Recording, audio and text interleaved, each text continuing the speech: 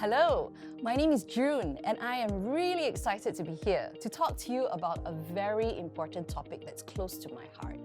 How do you mobilize your cell or ministry?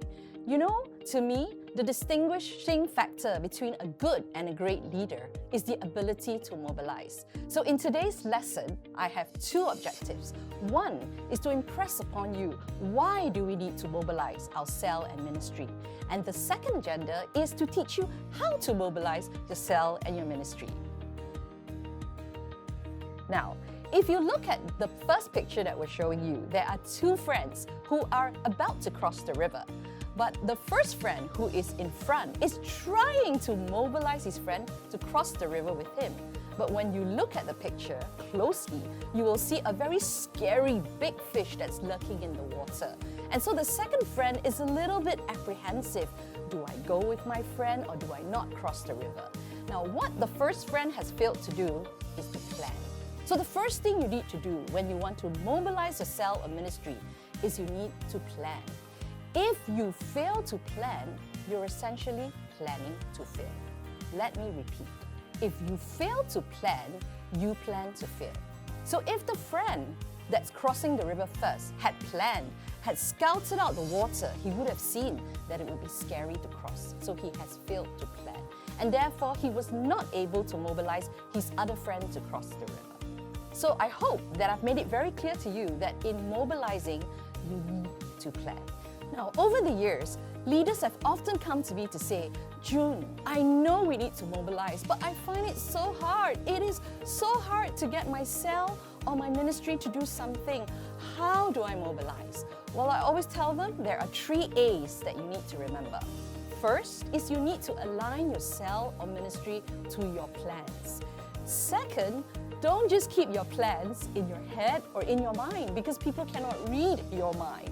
You need to actually convey it. You need to announce your plans. And last but not least, don't just plan, don't forget to take action as well on those plans. If you carry out these 3 A's properly, align, announce, action, I believe that the way forward to mobilize becomes a little easier. And one tip for you, practice, thus make it perfect.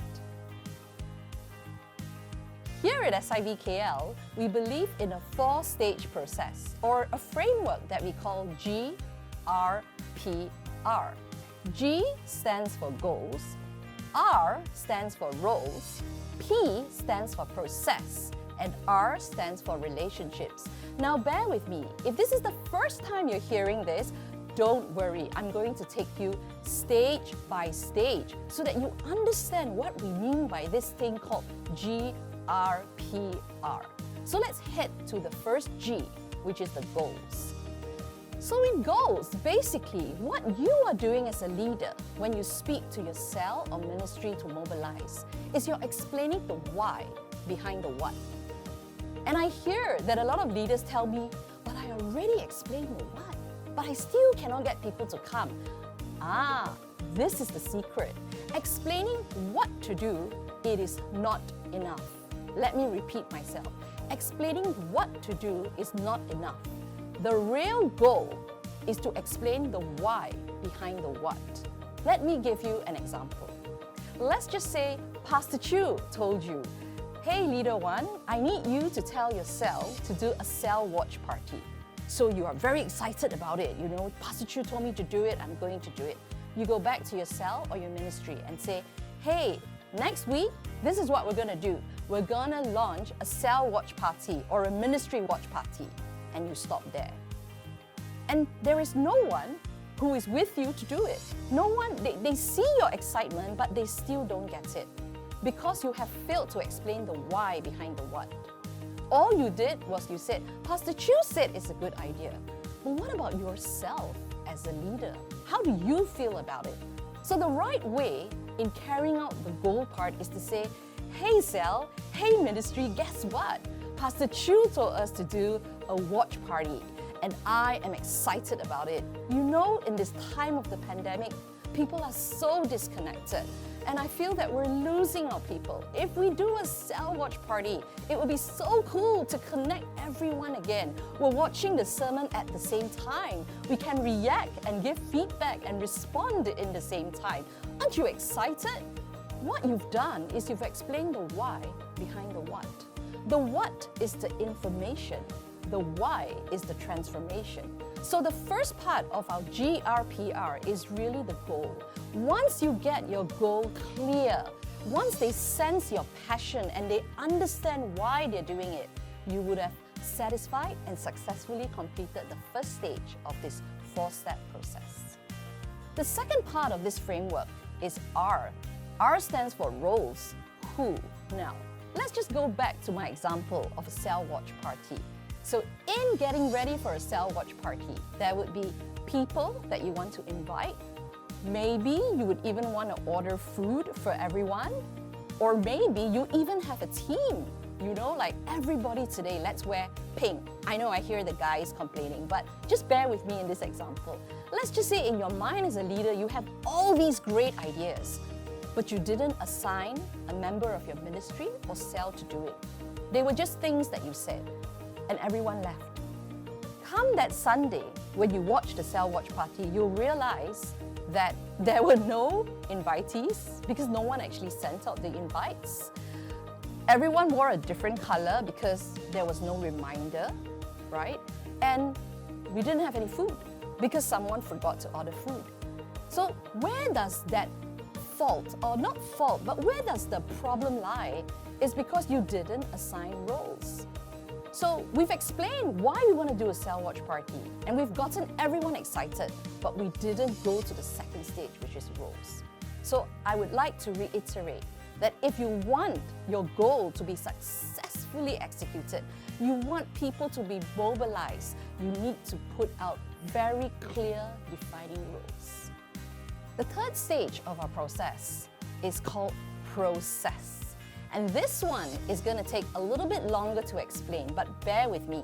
If you forget everything I've talked about today, I want you to remember 3 Ds. You heard me right, 3 Ds. The first D stands for discuss. The second D stands for do. And the third D stands for debrief. So we've gone through goals. We've gone through roles. Now let's talk about the process. Okay. Discuss is a very important step. It's your ability as a leader to bring everyone together to talk and engage and discuss what is needed in the cell watch party or the cell harvest or whatever it is that your cell or ministry has set out to do. Now, as a leader often, and I am guilty of this, I admit, is that I tend to dominate discussions because I'm always reminded, I'm a leader. I have to set the tone. I have to assign roles. I have to explain the goal. So we tend to dominate as leaders. You do not dominate. You create a safe space for your people to come to debate, discuss, and talk about what is it we want to do. So I'll give you a very easy example, again drawing on from my earlier example on Cell Watch Party.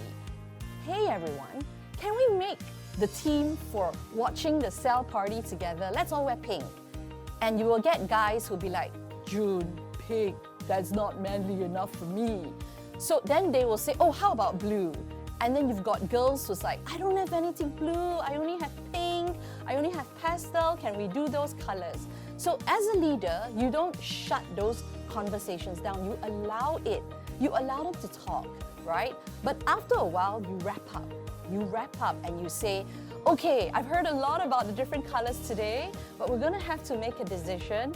How about we compromise? We go with blue, but the ladies, you can wear pastel blue. So you bring everyone together and everyone feels happy because their voice has been heard. This is a very important step in Discuss. You allow people to give their feedback.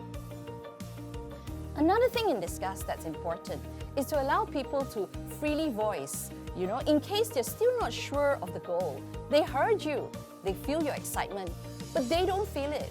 For example, I had a cell member once who said, watching sermons together, very hard, June. Like, I'm very busy And now that I don't go to church physically, I like to watch sermon at night. So they are not convinced of your goal. So you're thinking, but I already shared the goal. June, you told me to do the goal, now we're in process. It's okay to go back during this discussion period and explain again. Yes, I know that you're used to watching sermons at night, but how about tweaking your schedule a bit so that you can encourage your fellow cell members? Now, when you put it that way, trust me, your cell member would reflect and they would come around to seeing what you're trying to get at. So this is the art of mobilizing.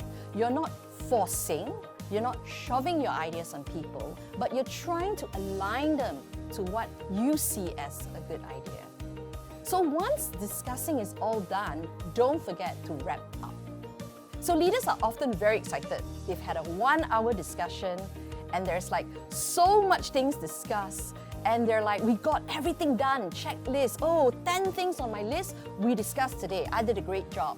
But they forget to wrap up. Now, when you forget to wrap up, what happens is that when the meeting ends, the discussion ends, everyone goes back to their lives and they forget. So always, as a leader, it is your role to wrap up the discussion. Once you've done that, we move on to our next D, which is do. So we've planned everything, right? We know what the color theme is going to be. We know what kind of food we're going to order. We know who are the people that we want to invite, people that have been on our hearts, that we've been wanting them to invite them to sermon. We know all that. So in stage of do, you need to maybe send out email invites. You need to get people who are good at maybe crafting invites. Maybe you can even craft a beautiful invite, more than just a simple email. Get people who are very committed to food. There are a lot of foodies out there today. I am a foodie. Get them to choose a selection that is suitable for everyone's palate. Do the things that you discuss. That's the second stage. Now, after that is done, a lot of leaders will then say, I've done it. We did a successful cell watch party or a ministry watch party. And they sit down and they're like, we did it. We did a good job, and that's it. They've forgotten the last D. Remember my third D, debrief. Now, debrief is kind of the elephant in the room, or a scary word to some people. Leaders are quite happy to mobilize. They're quite happy to do goals, roles, discuss, take action plans. But when it comes to debrief, in my experience, a lot of leaders shy away from it. And I dare say, even the senior leaders. So I've often asked a lot of leaders, what is it about debrief that you're so scared about? And these are the responses I've heard. 1, I forgot. I worked so hard. We did such a successful party.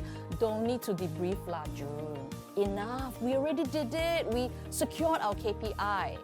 Another one is, I'm scared. And I'll ask, why are you scared? So a lot of reasons, right? And some of them are pretty valid. Perhaps you've heard, I'm scared to debrief in case I tell the cell member they didn't do a good job. They get upset with me. They get offended. They get angry. They leave my cell. They leave my ministry. They go tell pastors that I'm not a good leader. I'm scared. I don't want to debrief. Why must debrief? So I've heard a lot of those reasons over the years. Guess what? They are valid. They are valid, and there are true stories to that. But I always think it is the way you do debrief that sets you apart, right? I have no qualms about debriefing because I'm a direct person and I'm quite engaging in the sense that if there is a problem, I believe that I have to tackle it head on, right? If there's a conflict, I believe that I need to resolve it. But there are a lot of leaders out there, they're good leaders, right? But they are scared. They are scared. So I'm here today to teach you how to debrief. 3 steps, okay? So I'm trying to make it easy for leaders that are afraid to debrief. There are really just 3 steps that you need to do when you debrief. The first step is always start with something positive, okay? So taking the example of having a cell watch party, positive would be, I thought you did a great job today. You know, the color team that you chose was amazing. At the end of the cell watch party, when we took a snapshot on Zoom, everyone looked really nice with the color team you chose. Well done. Can you imagine giving that kind of debrief to your members? You would have encouraged them, you would have edified them. Start with a positive. I have seen leaders start with a negative. This is an example of a negative debrief. The color you chose, not good. You saw the screenshot we did, not nice. Flashed out, everyone looks flashed out. We should have chose pink. I told you we should have chose pink. That is a negative debrief. Even if the picture that was taken, people do not look good, you don't start like that, okay? So assuming we go with that example that the color theme that was chosen was not a good one, this is how you start your debrief. Positive. I thought the color theme you chose was very nice. You know, the screenshot we took was very nice. Then you move into the constructive feedback. However, moving forward, I think we should choose a darker color. Don't you think a darker color would have made the difference? Draw out the distinguishing background from us and the background? What do you think? So when you put it that way, you cause your member, cell member or ministry member to reflect. They don't feel attacked because you still gave them a positive. But in constructive mode, you're causing them to think and reflect. Another way you could choose a constructive method is, well done. You know, Grab food arrived on time. Everyone loved the package that you sent. But actually, the food that you gave was quite hard to eat, you know, because when you're watching sermon and you're really trying to take notes and flip your Bible, maybe next time we could do with maybe some bread. Maybe bread is easier to eat compared to pasta. So in constructive mode, you're not attacking the person, but you are telling them areas where they can improve. Now, when you speak like that and debrief your members, trust me, it is not as scary and you wouldn't put them at a defense. And the last stage in debriefing is the ability to summarize. Let me explain why that's important. So remember I said start with a positive. So you've taken someone and you've made them happy, they're like, I did a great job. And you go into constructive where, but you can improve here.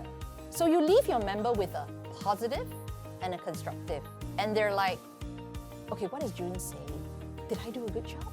Did I not do a good job? Should I repeat? Should I not? Is she telling me I did a bad job? You're actually unsure what your leader is saying. So summarizing is the ability to bring both, align it on one page and explain. So this is where you went well, this is where we can improve. So what shall we do for the next cell watch party? What shall we do in the next ministry party? Let's recap. Perhaps food, team, invites. When we send out invites, let's not forget to remind, to follow up, maybe 2 days before, a day before. Always summarize your debrief and give action steps as to what we can do next. Now, when you do that, your member at the end of the debrief are very clear in their minds what they need to do better and what they can maintain that was done very well. A lot of leaders, they always stop short at summarize because debrief is so hard. It's so scary. They're like, okay, June said positive, I can do that. June said constructive, I can do that. Okay, I've done it, bye.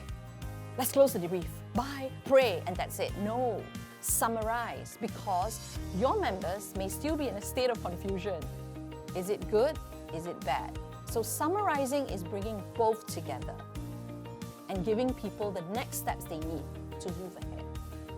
So remember I shared that debrief, it is difficult and there are valid reasons why leaders shy away from it. But at SIB KL, if you're a leader here, what we want to teach you and ingrain in you is debrief is a culture. Debrief should be the very fabric of your DNA. You know, like you wake up in the morning, you don't get someone telling you, please breathe, right? You wake up and you naturally breathe. Even while I'm talking to you right now, I don't need someone to tell me, June, please breathe. I do it naturally. It is my DNA, my culture. And when you debrief, what we're trying to teach leaders today is that the art of debriefing, the act of debriefing, has to form the very basic nature of your leadership. If you want to be a good and a great leader, you must be able to tackle the topic of debrief carefully and do it well. So a lot of people ask me, okay June, I try. Thank you for teaching me the tips. I try, okay? When do I do it? Can I wait like when I feel brave? When my cell members are less tired, or when I prayed enough, I fasted, I read the Bible, I feel ready. Okay, the when is also important. Let's just say you've done a big event and everyone is tired that night. And you can see it's past midnight. Everyone wants to go home, especially parents with kids, they want to go home. People look tired. And then you go, everyone, we're going to debrief now for 1 hour. Now that is bad timing. So as a leader, choosing when to debrief is also critical. So in my experience, I usually look at the room, I look at the mood. So if you're doing a cell watch party or a ministry watch party, it's okay to debrief after, because people are at home. They're not rushing off, right? And it'll be good to maybe say, let's spend 30 minutes to debrief. Tell them up front how long you're going to take so that they understand, right? Or let's just say we move on to something bigger. We ran a fantastic Christmas event at church and there were lots of salvations and everybody is really happy, the mood is high. Maybe that's a good time to debrief. But assuming that you cannot get people's time, because Christmas or post-Christmas, they want to spend time with their family, you release everyone and said, we will debrief in perhaps 1 or 2 weeks' time. So if you've done a successful Christmas event, the latest that you should debrief is early January or mid-January. I give you an example. Let's just say you did a Christmas event December end, and you debrief in the month of March. Let me tell you, number one, you will forget what you wanted to debrief. But even worse, your members would have forgotten, actually, what did we do for Christmas? So you try to tell them about the constructive part, they're like, I don't remember that. Or you try to tell them something positive, I don't remember that. And even worse, some people wait till the month of April or May when it's a bit more safe to debrief. Everyone would have forgotten. And even if you debrief at that time, it would be less effective. So choosing when to debrief is important. I always believe to do it after the event. Don't wait more than 2 weeks. That's my tolerance level. Do not wait more than 2 weeks. The good thing about SIBKL that I love as well is that we have these things called Mid-Year Leaders Review. We have Leaders Advance that's typically held in October or November. We even have leader meetings every month. It's the ELM that's always held on the last Tuesday of a month. So we have these things that are quite structured, they are quite scheduled. As a leader, use those sessions to debrief. Try to use those sessions even before a mid-year leaders review. I typically will sit down and speak to my cores before that to debrief them. So leverage on the church calendar. Get to know your church calendar, because when church puts in these dates, it is to help you as a leader. It makes debrief a lot easier. If you've ever attended a mid-year leaders review, you know it's actually a big debrief session actually. Pastor Chu will share the highlights, and then he'll also share some challenges, and he'll also share the way forward. So essentially, what Pastor Chu is doing is giving a big debrief, except to a wider audience. So learn from that and apply it in your own debrief. Again, I repeat, practice does make perfect. When I started out as a leader, I'm pretty sure that my debrief was not as good. But now, using the positive, constructive, and summarized process, I find that it's a lot more natural. I find that my members are more open to receive feedback, and it really helps. It really helps in mobilizing people. You know where you can do better, and you know where you are doing well, and you know how to move forward. So hey, we've come to the final part of our 4-stage process. Do you remember what it was? Goals, roles, process, and relationship. Relationship is my favorite part of the whole process, because in SIBKL, if you've been here long enough, you've heard the word or the phrase, task equals cask. And you're wondering, what is June saying? I know what a task is. What is cask? Cask stands for C, character, A, attitude, S, skills, and K, knowledge. At SIBKL, as a leader, when I give out a task to do, When I tell my cell or my ministry, hey, we're gonna do this, the act of doing it, right, and actually achieving it, that is not as important as you think. And you're like, hey, but you told me, June, when we mobilize, we are trying to get something done, a goal. Yes, that is the goal on paper. But the reality is that what I'm trying to do is to grow my members to develop the task. And that's why in SIBKL we say task equals task. In carrying out a task, in doing a simple thing like launching a cell watch party, I have built their character. Because you know, sometimes in doing out logistics, some people are they just find it very hard. They get very stressed out. But I'm building their character, building their resilience. And the A, attitude. I don't like inviting people. Why can't people just attend the sermon by themselves? But when I force them to do it, when I mobilize them in the right way, they're actually changing their attitude from someone that doesn't care to someone who cares about our sermons. And skills. I scared to invite people. I scared people reject me. Never mind, just try. Just invite one person per week. Okay, I try. June, praise God, my invitee is coming, my guest is coming. You've built their skills to open their mouth to invite. And last but not least, knowledge. In building their character, attitude and skills, what you're doing as a leader is building up their reservoir of knowledge so that when they go out and do other tasks, right, and they maybe move from your ministry or move from your cell, they are building up their buffer of knowledge so that they can repeat that, replicate it, and train other people. So in SIBKL, you always think that, oh, we have so many programs and so many tasks. And if you've ever served under me as a leader, you would know that I like to do things. I am a very active person. I love doing tasks. But actually the secret to that is that I'm building my members' character, attitude, skills, and knowledge. And that's what we mean by relationships. It's not about the doing, but it's about what you've learned about yourself, what you develop yourself into in the actual doing. So to recap, I hope I've impressed upon you that the difference between a good and a great leader is this ability to mobilize. And if you're still a little bit worried about how you mobilize your cell or ministry, fall back to the 4-step process that SIBKL has tried, have tested, and found it to be true. GRPR, goals, the why behind the what.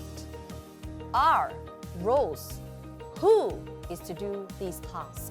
And P, the process. Do you remember the 3 steps? That's right, the 3 Ds.